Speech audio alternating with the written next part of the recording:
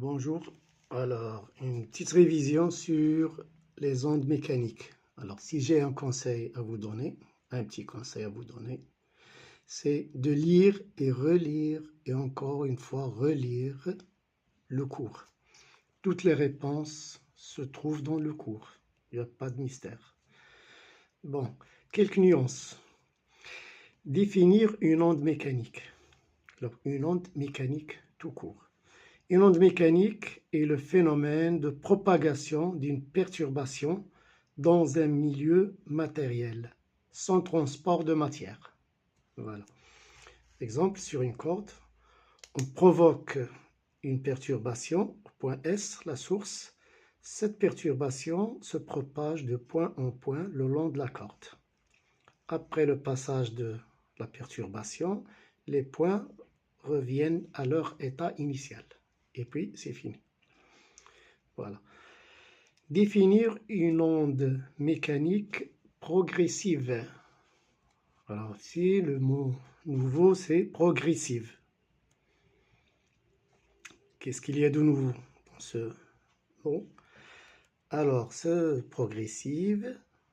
mot progressive veut dire c'est une succession entretenue de signaux mécaniques qui se propagent dans un milieu matériel supposé infini.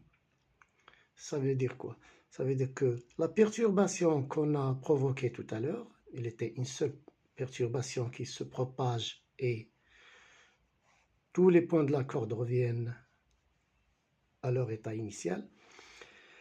Là, ce n'est pas le cas. Là, c'est une succession qui va suivre une succession de perturbations qui ne s'arrêtent pas. Perturbation qui va suivre une autre perturbation et ainsi de suite. Ça, c'est ce qu'on appelle une onde mécanique progressive. Par exemple, pour la corde, on peut lier la source ou l'extrémité de la corde à une lame vibrante qui est alimentée par un électroaimant et qui va entretenir ces perturbations. Ça, c'est une onde mécanique progressive. Alors, faites la différence avec onde mécanique progressive. Bien. Maintenant, un autre nouveau mot. Alors, lequel? Définir une onde mécanique progressive, mais périodique. Alors, périodique, c'est le mot nouveau ici. Alors, ça veut dire quoi périodique? Alors, c'est une onde progressive, c'est une onde mécanique progressive, donc un ébranlement qui se propage de manière continue, entretenue, mais de manière périodique, c'est-à-dire qu'il se répète identique à elle-même pendant le même intervalle de temps, appelé période. Donc il se répète identique à elle-même pendant la même durée.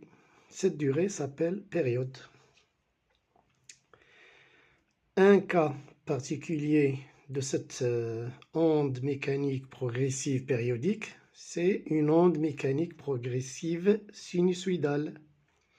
Alors sinusoïdale,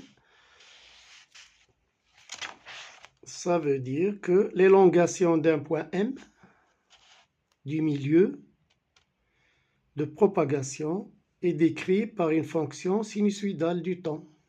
Fonction sinusoïdale. Alors, ym de t, c'est a cosinus 2π sur t fois t plus phi. A, c'est l'amplitude du mouvement du point M. T, c'est la période, la durée pendant laquelle l'onde se répète identique à elle-même. Et phi, c'est ce qu'on appelle la phase à l'origine. On la détermine à partir des conditions initiales dans les exercices. Voilà, donc, des nuances à faire, onde mécanique progressive et onde mécanique progressive périodique. Donc, voilà. Alors, toujours dans l'onde mécanique progressive périodique. Cette onde périodique a une double périodicité. Une période temporelle dans le temps, c'est la période T, la durée durant laquelle elle se répète identique à elle-même. Et puis il y a une durée spatiale, il y a une période spatiale, lambda, qu'on appelle lambda, et qu'on appelle aussi longueur d'onde. Longueur d'onde, c'est la période spatiale de l'onde. On définit la longueur d'onde comme étant la distance séparant deux points consécutifs du milieu de propagation présentant le même état vibratoire. Alors, concrètement, qu'est-ce que ça veut dire? Alors, on a l'aspect de la corde, par exemple, où il y a propagation d'une onde progressive et sinusoïdale, périodique sinusoïdale. Alors, ce point M et ce point N ont le même état vibratoire à cet instant, puisqu'ils sont tous les deux à une élongation maximale. La distance qui les sépare, c'est la longueur d'onde. Même chose pour le point P et Q. P, il est à l'élongation minimale, Q aussi, au même instant. La distance qui les sépare, c'est la longueur d'onde. Même chose ici pour A et B, élongation nulle pour A, au même instant, élongation nulle pour B. Et ils sont consécutifs. Donc la distance qui les sépare, c'est lambda. Bien. Autrement dit, une autre manière de définir cette longueur d'onde, et que j'aime le plus, la longueur d'onde est la distance lambda parcourue par l'onde pendant une période t, à la célérité c. Alors ici, on définit la longueur d'onde à partir de la période temporelle et la célérité de l'onde.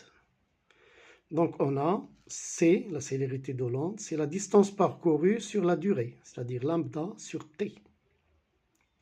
D'où lambda, c'est c fois t. D'accord?